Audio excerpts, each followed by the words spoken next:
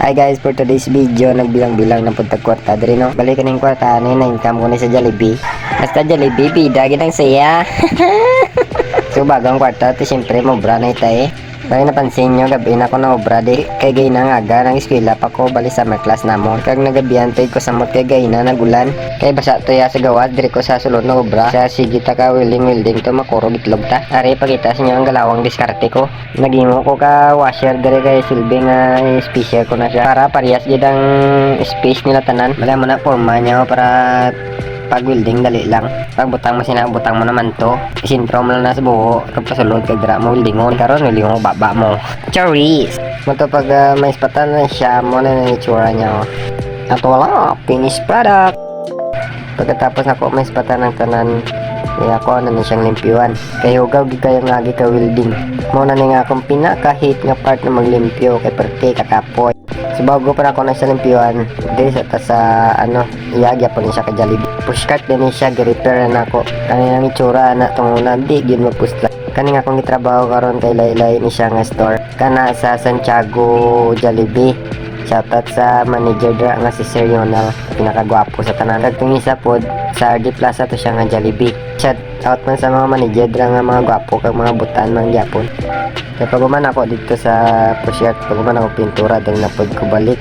Kaya ako napod na siyang limpyo. Bali ang paglimpyoan ni kay dili gid dali kay kuroton gid siya. Ug sa diri nga part diri gid ko dali matak-an kay dapat tanggalan gid mo nang gaytom ito. Kaya sa akong kaytom. Balay itom basta gwapo eh ano timo man importante ka blong ngita kwarta. Ano man ang kagwapo kung kapangayo kag gyapon ginikanan mo. Haha, joke lang. Paguman ako limpyo mo na siyang pinakalas part. Para magsukat kag 59 cm.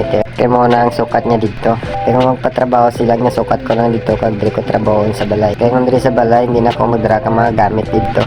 Kag diri isa-isa ko na sila kasukat. Kag dapat sa pag-obra mo diri 0-0 hindi ka pwede magmali. Kung gamay lang nga disalign hindi gid na mag-fit dito wala gyud. Kaya kung mali impas gid mo kapital. Diri di ay kaya ko din niga kapital sa mga materyales. Ano pag uman pagabot dito i-refund na nila. Ug mag-add lang kog labor nako. Di man gyud ako ang income nako diri tama-tama ra pod nga makaginansya. Ipod ko mulugi. Magpasalamat po ko sa ila no kay dako ginigtabang labi na sa akong pag-school. Since first year pa ko nagatrabaho diri sa ila, siguro okay po daw ang trabaho kay wala man silang nangitaglain. Patrabaho na sila, mag-chat na sila sa ko. Mo na din yung itsura sang finished product. Balikan ni di ay tuloy ni kaparisan. Ay nako nagsaba na po ng mga manok. Maglumlum din mo sa kaldero ron. Kaya pag napos na ako ani, gi-check sana ako ning ako ang pushcart nga gi-repair. Okay na ba siya? So bali kanida ikwarto din nila akong papa gamit na ako pang pintura pasensya ng busing kag ako papa tulog na. So pagkauman ako no ako sa ning gisumang tanan kay para uma diretso na ko hatag og price. Suman ako kung pila akong nagasto. Sa pagkaga magpagwapo naman ta kay mag-eskwela na pud ta. Bali ang klase ra man namo kay half day ra.